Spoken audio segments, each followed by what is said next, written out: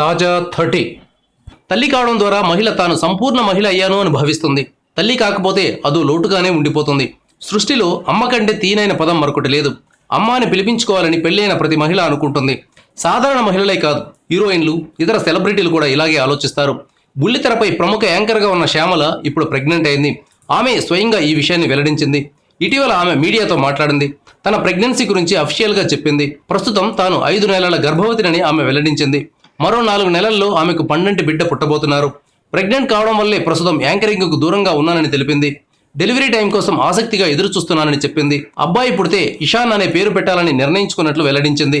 అమ్మాయి పుడితే ఏ పేరు పెట్టాలన్నది ఇంకా డిసైడ్ చేసుకోలేదని తెలిపింది.